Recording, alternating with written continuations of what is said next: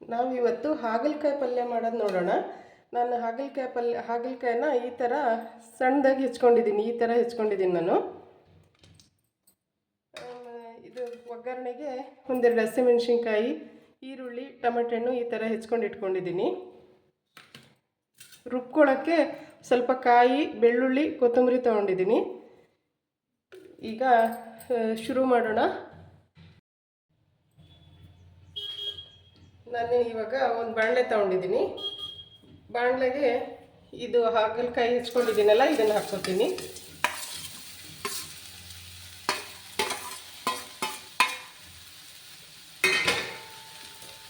ಇದನ್ನು ಹುರ್ಕೊಳ್ಳೋಣ. ಸ್ವಲ್ಪ ಎಣ್ಣೆ ಹಾಕಿ ಚೆನ್ನಾಗಿ ಹುರ್ಕೊಳ್ಳೋಣ.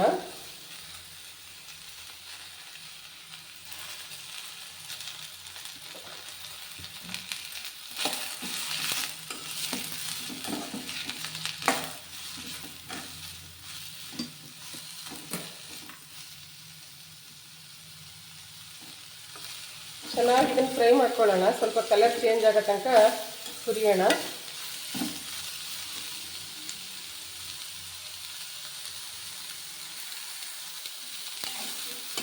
ಇದು ಎಣ್ಣೆಯಲ್ಲೇ ಚೆನ್ನಾಗಿ ಫ್ರೈ ಮಾಡ್ಕೊಳ್ಳೋಣ. ಅವಾಗ ಕಹಿ ಬರಲ್ಲ. ಇದಕ್ಕೆ ಎಷ್ಟು ಬೇಕಷ್ಟು ಎಣ್ಣೆ ಹಾಕ್ಕೊಂಡು ಚೆನ್ನಾಗಿ ಫ್ರೈ ಮಾಡ್ಕೊಳ್ಳಿ.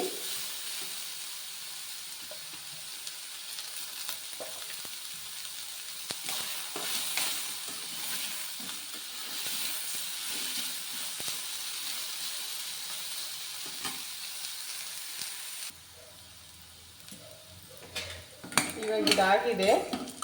ಕಲರು ಸ್ವಲ್ಪ ಚೇಂಜ್ ಆಗಿದೆ. ಎಣ್ಣೆಯಲ್ಲೇ ಫ್ರೈ ಆಗಿದೆ. ನಾನು ಬೀಜನೂ ತೆಗೆದಿಲ್ಲ ಇದ್ರದ್ದು. ಅದೇ ಎಲ್ಲದನ್ನೂ ನೀಟಾಗಿ ಈ ಥರ ಹೆಚ್ಕೊಂಡಿದ್ದೀನಿ, ಬೀಜ ಸಮೇತನೇ. ಇದನ್ನೀಗ ಒಂದು ಪ್ಲೇಟಿಗೆ ತಗೊಳ್ಳೋಣ. ಪ್ಲೇಟಿಗೆ ತೆಗೆದಿಟ್ಕೊತೀನಿ ಇವಾಗ.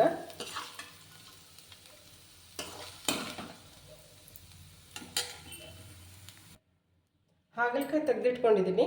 ಇದೇ ಬಾಣಲೆಗೆ ಇನ್ನೊಂದು ಸ್ವಲ್ಪ ಎಣ್ಣೆ ಹಾಕ್ಕೊಳ್ಳೋಣ.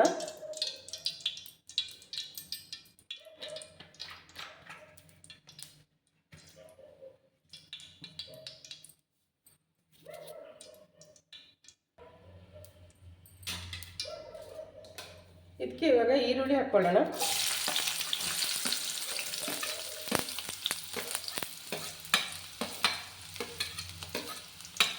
ಈರುಳ್ಳಿನ ಚೆನ್ನಾಗಿ ಫ್ರೈ ಮಾಡ್ಕೊಳ್ಳೋಣ.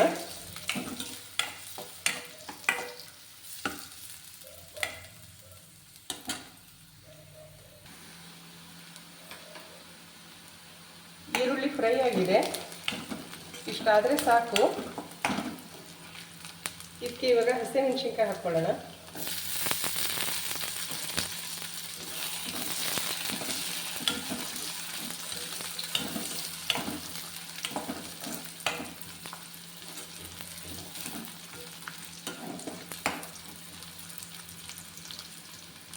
ಇದಕ್ಕೆ ಇವಾಗ ಟೊಮೆಟೊ ಹಣ್ಣು ಹಾಕ್ಕೊಳ್ಳೋಣ.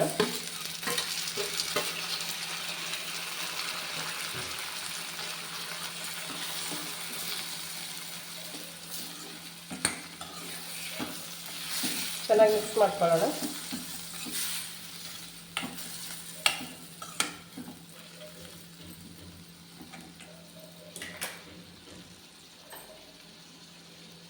ಇದಕ್ಕೆ ಇವಾಗ ಉಪ್ಪು ಹಾಕ್ಕೊಳ್ಳೋಣ.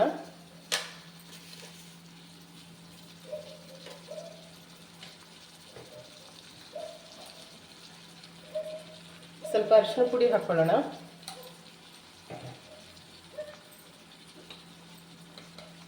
ಒಂದು ಚಮಚ ಧನಿಯಾ ಪುಡಿ ಹಾಕ್ಕೊಳ್ಳೋಣ.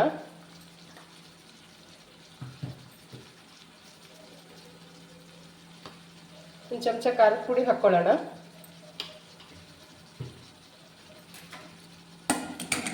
ಎಲ್ಲ ನೀಟಾಗಿ ಮಿಕ್ಸ್ ಮಾಡಿಕೊಂಡು ಸ್ವಲ್ಪ ಫ್ರೈ ಮಾಡ್ಕೊಳ್ಳೋಣ.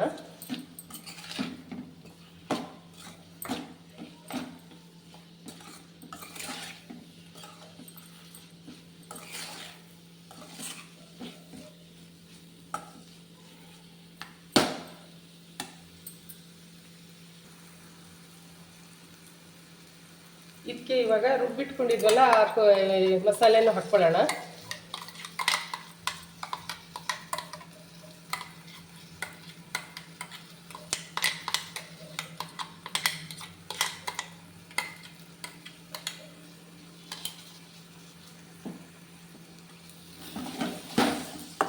ಮಾಡ್ಕೊಳ್ಳೋಣ ನೀಟಾಗಿ.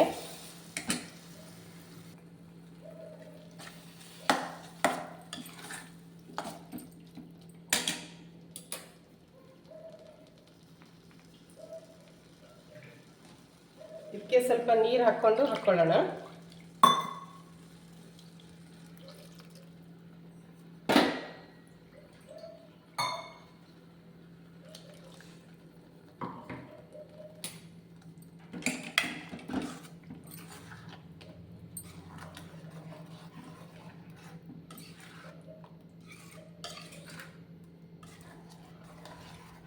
ಸ್ವಲ್ಪ ಚೆನ್ನಾಗಿ ಬೇಯಲಿ. ಒಂದು ತಟ್ಟೆ ಮುಚ್ಚಿ ಬಿಡೋಣ ಬೇಯಕ್ಕೆ.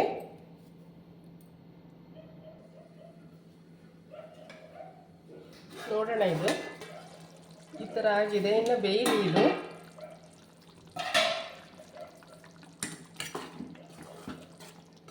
ಚೆನ್ನಾಗಿ ಇನ್ನೂ ಸ್ವಲ್ಪ ಎಣ್ಣೆ ಬಿಟ್ಕೊಳ್ಳಿ.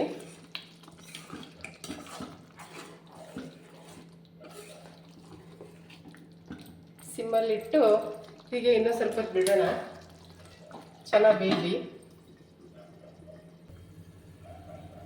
ಇವಾಗ ಇದು ನೋಡೋಣ. ಇದು ಇವಾಗ ಈ ಥರ ಎಣ್ಣೆ ಬಿಟ್ಕೊಂಡಿದೆ, ಚೆನ್ನಾಗಿ ಬೆಂದಿದೆ. ಮಸಾಲೆ ಎಲ್ಲ ಬೆಂದು ಎಣ್ಣೆ ಬಿಟ್ಕೊಂಡಿದೆ. ಇದಕ್ಕೆ ಇವಾಗ ಹಾಗಲಕಾಯಿ ಹುರಿದು ಇಟ್ಕೊಂಡಿದ್ವಲ್ಲ ಅದನ್ನ ಹಾಕ್ಕೊಳ್ಳೋಣ. ಈ ಥರ ಹಾಗಲಕಾಯಿನ ಫ್ರೈ ಮಾಡ್ಕೊಂಡು ಮಾಡಿದರೆ ತುಂಬ ಟೇಸ್ಟ್ ಆಗುತ್ತೆ, ಕಹಿ ಬರಲ್ಲ. ಮಕ್ಕಳು ದೊಡ್ಡವರು ಎಲ್ಲ ಖುಷಿಯಿಂದ ಉಣ್ತಾರೆ. ನೀವು ಒಂದ್ಸರಿ ಈ ಥರ ಟ್ರೈ ಮಾಡಿ. ಇವಾಗ ಇದನ್ನು ಇನ್ನೂ ಸ್ವಲ್ಪ ಮಿಕ್ಸ್ ಆಗಿ ಬೇಯೋ ತನಕ ಬಿಡೋಣ. ಇದನ್ನು ಮುಚ್ಚಿಟ್ಟು ಇನ್ನೊಂದು 5 ನಿಮಿಷ ಬಿಡೋಣ. ನೋಡೋಣ ಇದನ್ನು. ಇವಾಗ ಇದಾಗಿದೆ, ಎಣ್ಣೆ ಎಲ್ಲ ನೀಟಾಗಿ ಬಿಟ್ಕೊಂಡಿದೆ ನೋಡಿ.